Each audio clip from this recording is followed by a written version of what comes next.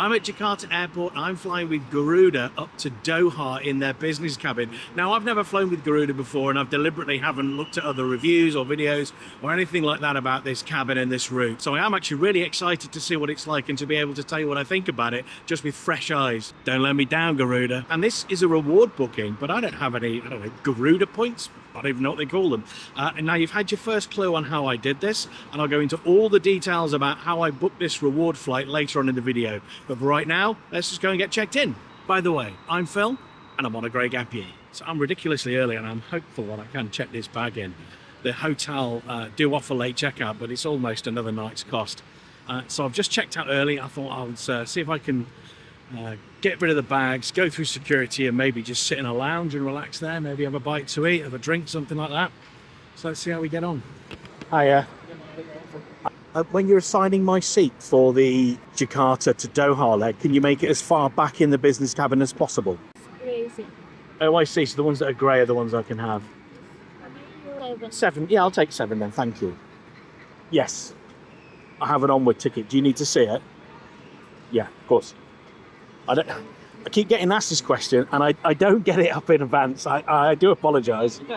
Okay, so first things first, check-in agent was absolutely on point. Nothing wrong with that. Nothing wrong with what they did. But for me, that's probably my worst check-in experience because I was so awful. I'm asked this question every time I'm flying somewhere, essentially on what is a one-way ticket. And today's no different. Where are you flying on to next? You can't just land somewhere without an onward ticket. Every single time, I don't have the onward ticket ready, so I'm then scrambling around trying to find the onward ticket. I'm so embarrassed that I know what's coming, but I haven't thought about it. And then when she gave me the boarding cards in this nice little thing, I like that, by the way. When she gave me that, I went, "Oh, I've only got one boarding card." She went, "No, you've got 2 boarding cards." So I'm bright red at this point. Oh God. Hashtag epic fail. I'm always talking about the efficiency of check-in agency and why can't they be more efficient. Well, today I was the inefficient idiot. Oh, but on the upside, I've been able to check my bag. I can go through security. I can sit in the lounge, grab a bite to eat, cup of coffee, whatever, and I haven't got to resort to the Hong Kong method of sitting in Starbucks. Let's go. It is a lovely entrance to security, that, isn't it? All right, it says there, no cameras. Let's turn it off. As you come out of security, you need to take the correct escalator to get to the lounge. One escalator will take you all the way down to the ground floor, and another one will take you to this mezzanine level that the lounge is on. The first class lounge is closed today, and Garuda do have first class flights, including to Bali and Tokyo. A long but lovely corridor to the gatekeepers of the lounge with a poster with the uniforms of the past. What a funky little outfit that is. Boarding card checked, and although I'm hours before my flight, I'm still granted entry with my business class ticket. Walking into the lounge, you can see that it's long, it's quite narrow, and it's quite open. They've sort of done what they can to break it up and provide some privacy. I guess this is the napping area, but the lounge is quiet today, not too many fellow passengers. At the end of the lounge, I could see a dining room, but this was part of the first class lounge. On first sight, it's not a bad looking lounge. I'm going to describe the food options as comprehensive. There really is great variety of options. There's local dishes, sandwiches, cakes, and some hot food choices. Is that a bakewell? I'm going to have to try one of those in case it is a bakewell. Some bread, some cakes there, look. Ooh, pumpkin soup. I do like pumpkin soup. Could be a nice sort of light way to start the day, couldn't it? A bit of pumpkin soup. Potato wedges. Oh, they look good, don't they? Beef with mushrooms. Oh, little dim sums. I'll be definitely having a go at those in a little minute. They look excellent. Oh, nice.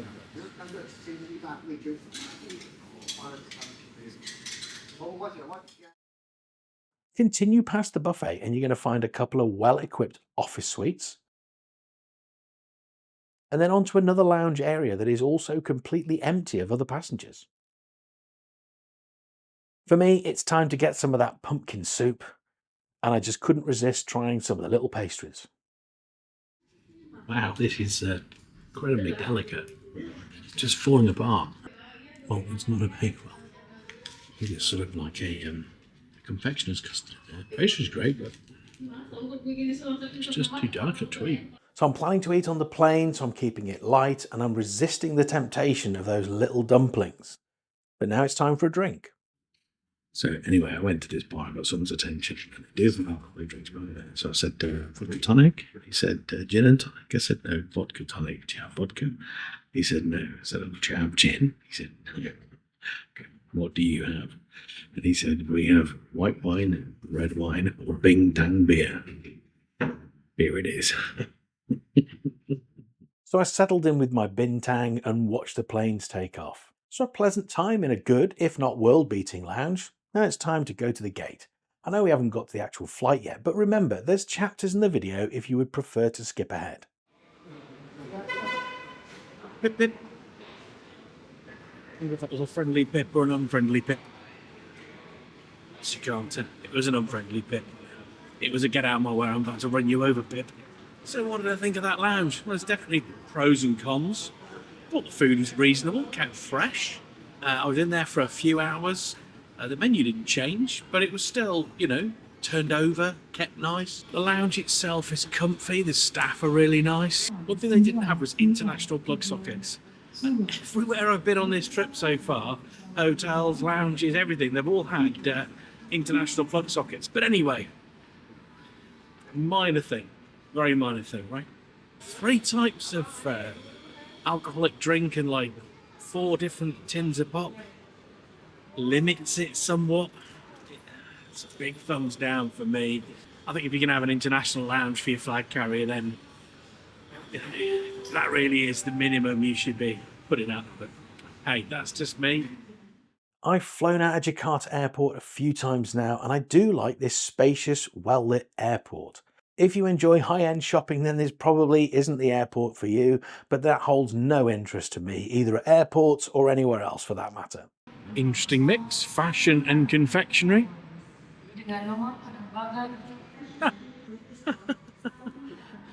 Oh, that's brilliant.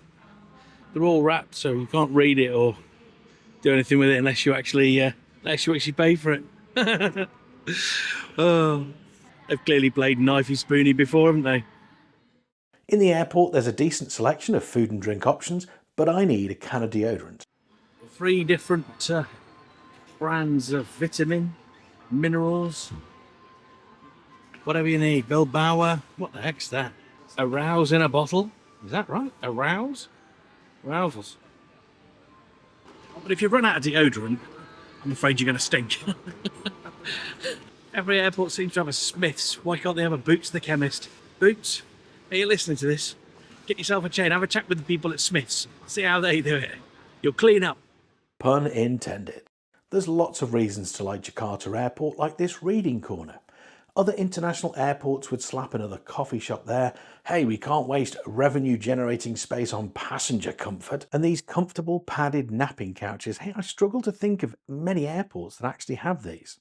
And you can relax on these couches, charge your phone using an international plug socket, and watch the planes taking off. I mean, who needs a lounge in Jakarta?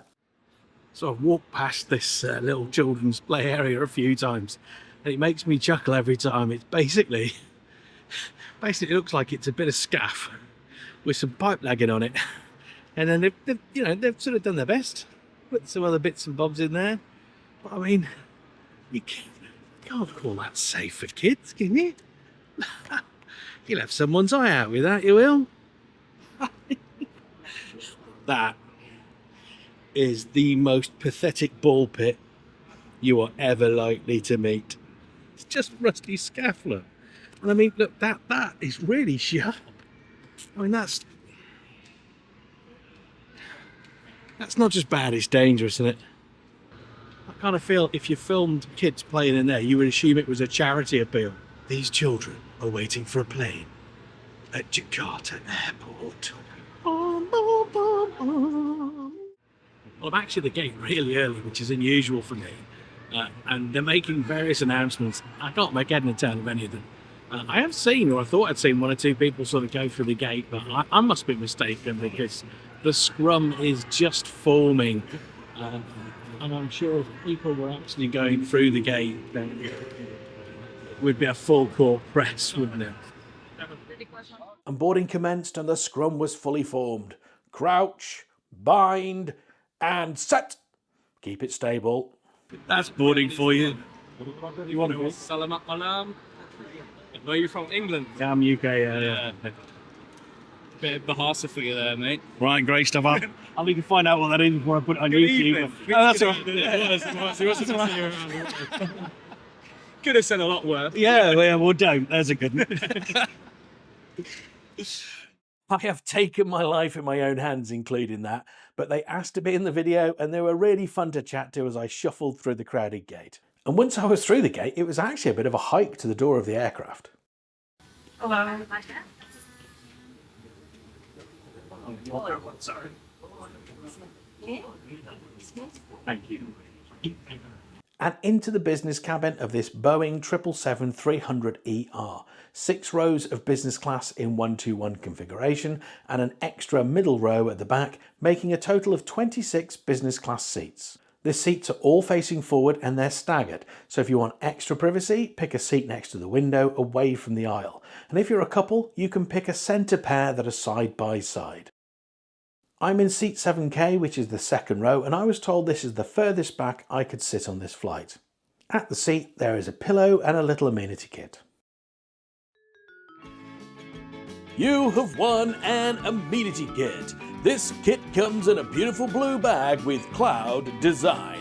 Open your kit and you will find some slippers. Slip into your little black toiletries bag and find some face mist, a hand and body lotion, and a lip balm.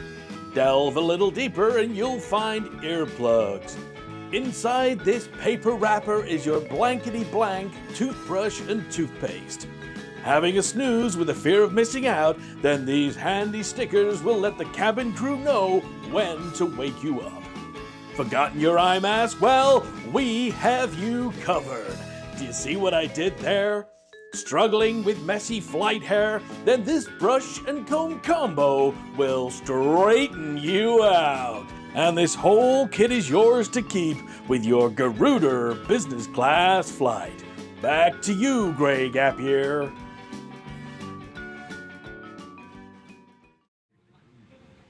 You know, it feels like a bit of an old school kind of seat. But do you know what? First impression, I quite like it. I really do. It's not sophisticated like a Q suite or any of the new seats that we've got, like the BA Club Suite, for example. But it is just a lovely little sort of space. It's particularly for a small person. Now, I think if you're tall, you might find this a little bit of a small space for you. But for me, I really like it. We can explore it a bit more later, but I really like it. And the crew, truly, there was no big whoop whoop whoop. They saw me walk in with a camera. They were just understated, welcomed me, showed me to my seat, which was really nice. I love that in business class. Someone showed me to my seat, made sure I was okay with bags, bag space, all that kind of stuff. It was just a really nice welcome. Understated, but just really nice. Nice glass of champagne. Cheers.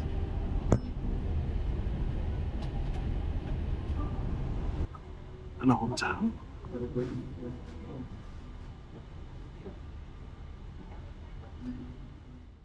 Before departure, I was served a glass of champagne and a hot towel. And then we pushed back with the safety video playing. The safety video is one of the things that I oddly enjoy. And I think this is the best line from any of them.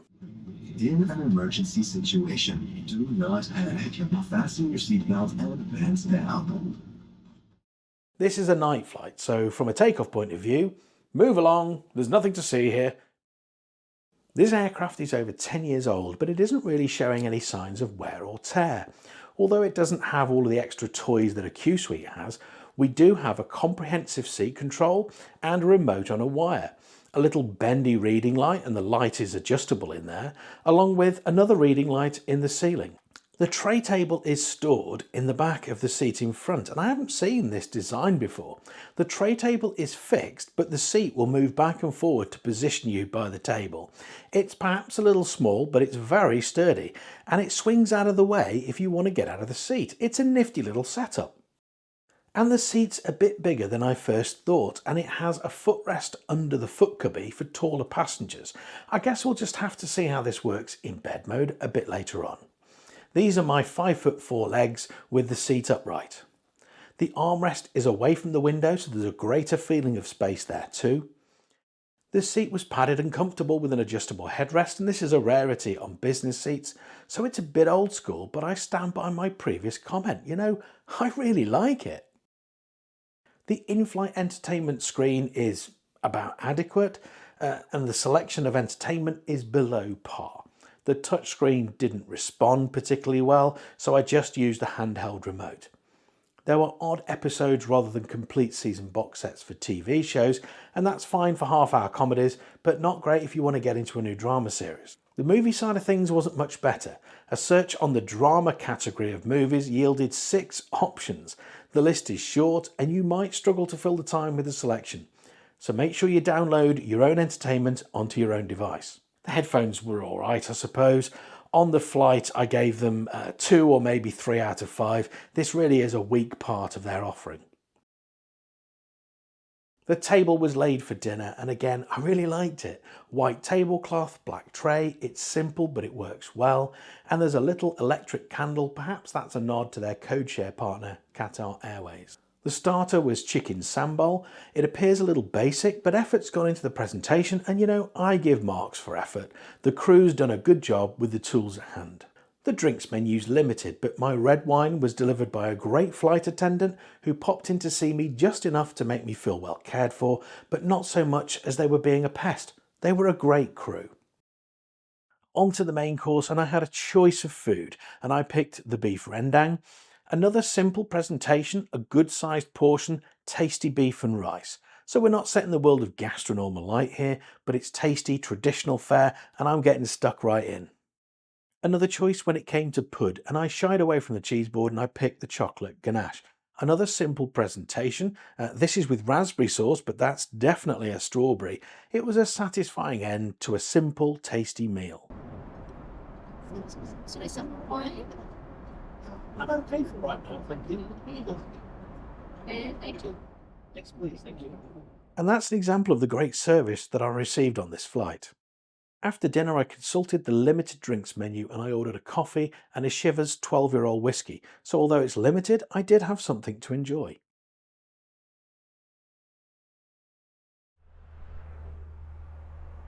The Bog Standard.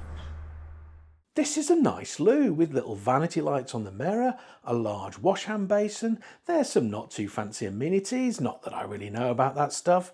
It has 2 large mirrors, 2 coat hooks. And it's quite wide, so it's an oversized economy-sized toilet and it's spotlessly clean. It's like I'm the first passenger in, and I can tell you I am definitely not. The crew have done a great job here. Again. There's also a little seat if you want to sit down and change. This is definitely above the Bog Standard. Time to test out the bed. No mattress or topper, just a blanket and a pillow, but the blanket is thick and it feels lovely and soft. The bed is spacious and comfy, and that foot cubby from earlier, it seems fine if you were a taller passenger as well. I lay in bed and I noticed this star pattern of lights on the cabin ceiling. And I really like touches like this.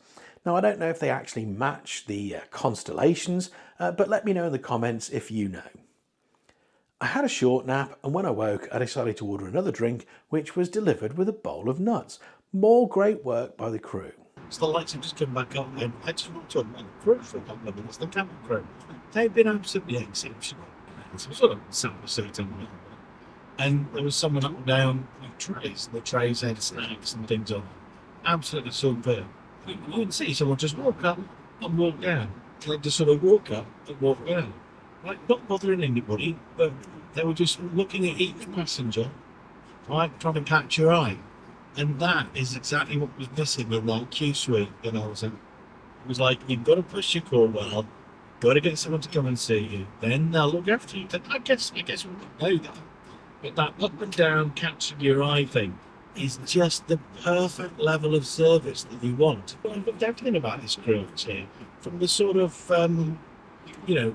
just pleasant, warm, welcoming welcome. That's an odd thing to say, I know, but a very welcoming welcome. Come on in, sit yourself down. I was shown to my seat. I loved that. Gotta say, I've really enjoyed this flight with Garuda. So how do I score this one? I've never really scored a cabin out of 5. You can't say this is the best cabin I've ever been in, or the best business flight I've ever had. I don't think I can say that. Seat-wise, I'd say I preferred it to the Emirates seat. I just do. I think the cabin's much nicer, less gaudy, less goldy, and a bigger, nicer seat. It doesn't have that silly mini bar sat there, but that just means I've got a bit more space with bits and bobs while I'm in flight. So I guess the way I'm going to score this is, would I fly Garuda again? Yes, I would. Would I recommend it to you? This is tricky, because if there's certain things about this seat, like the limited in-flight entertainment, or the food wasn't to your liking, because it is a little bit limited, those kinds of things, then you might really not enjoy this. But I really did. I booked this flight using Avios points via Qatar Airways. Although Garuda aren't part of the One World Alliance, they are code-share partners with Qatar Airways, and you can book this flight from Jakarta to Doha for 60,000 Avios and £102 in fees and taxes. So it's around £700 for an 8-hour flight. And this is against a cash fare of around £1,500. And as we came into land at Doha in Qatar, we're treated to a bus gate. Boo!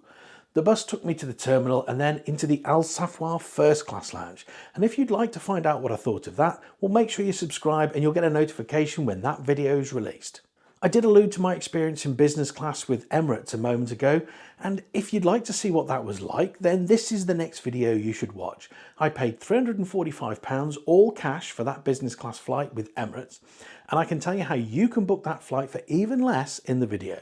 Do give me a like, you'll earn my eternal gratitude, and leave me a comment. I'm always happy to hear from you. So thank you for watching, and thank you for joining me on Grey Gap Year.